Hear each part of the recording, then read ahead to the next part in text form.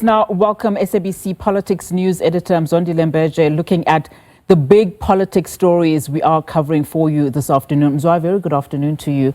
And thank you so much for your time. Of course, we're looking at a number of political stories that we're currently covering at the SABC. But let's start with the EFF leader, Julius Malema, now being found guilty of those 5 counts. I mean, these are serious charges ultimately when you look at them. But talk to us about what the broader, political significance of this guilty verdict is. Yeah. Well, thank you very much, Unat. Yeah, this is still a long journey. Yeah. It's not about to end now. It may have been the guilty verdict today and perhaps the sentencing on the 23rd of January or even later on somewhere there. But this is far from over. The fact that he indicated, not even indicated, he did say it, that he's going to appeal this right up until the Constitutional Court. And you know how our processes take. They take quite very long. I think this could only, that's my own looking at the situation, I think it could potentially only affect the campaign of 2029. Because, if you understand how our justice system takes so slow, I mean, you go to the Supreme Court, and it's possible he may start at the Concord, and the Concord says, no, this doesn't belong here, it belongs elsewhere. You go to the Supreme Court. If it rejects you, it's still going to be a long way. But of course, it's quite serious because if, let's say, the guilty verdict is upheld and perhaps a maximum sentence is imposed, so that will spell doom for his political career because you can't hold the office. Obviously, you'll go to jail. But as I'm saying to you, we are very far from over. Yeah, because I mean, we will speak to a legal expert, but we do understand, of course, the sentence, the minimum sentence, that this particular act, the Firearms Control Act, does hold minimum 15 years, but then there's also the implications in Parliament. But I want to just very quickly just delve into what he told his supporters of the EFF, really playing along the lines of the verdict is racially motivated, blaming the DA, blaming AfriForum, saying that they're playing to the gallery, particularly when you look at what's happening in Washington. But you've touched on us in terms of what does this narrative then mean for their campaign come 2026? Will this hurt or ultimately play to their favor? Well, it may play to their favor, and I'll tell you why. A couple of months ago, when our president went to the United States and then they played that video showing Malema. And then one of the things the president of the United States said was, why are you not arresting this man?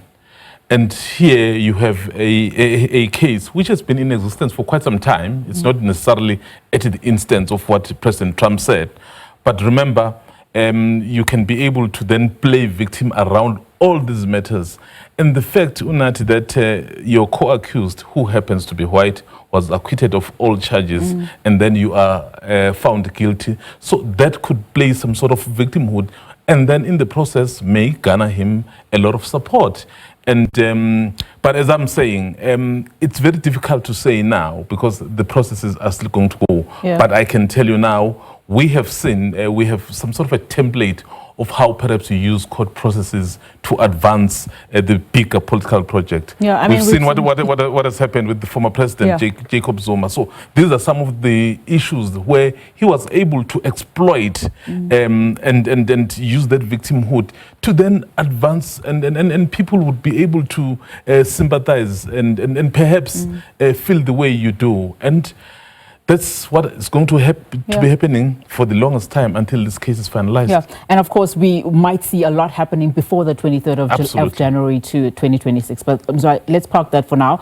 Let's shift then our focus to the passing of the ambassador, South Africa's ambassador to France, Mthethwa. Just the circumstances around his death, and of course not getting that kind of information that we need both from the French authorities and the South African authorities. What do we make then of these developments, particularly what's playing out in the media space in France as well as in South Africa? This is really a very interesting case, Unati, because those who know the kind of individual we're speaking about, and looking at what could have been the motive, and then you go back to what could have been happening. But of course, we don't know the circumstances. But even, our colleagues in KZN, they are at the homestead in KZN, I think in Mbangeni. So they've been speaking to the family as well. So even the sense we're getting there is that no one really understands, no one really knows what could have been the reason. And what compounds it is that didn't happen here in South Africa, it's in France. So we will have to rely on what the French are telling us, and perhaps some sort of, either you connect the dots or you then get some sort of information, be it from DERCO, be it from family or French authorities. So at this stage, it's very difficult to speculate, especially because the circumstances of his death are quite interesting. I mean, to be found to have fallen from a 22-story building. Yeah.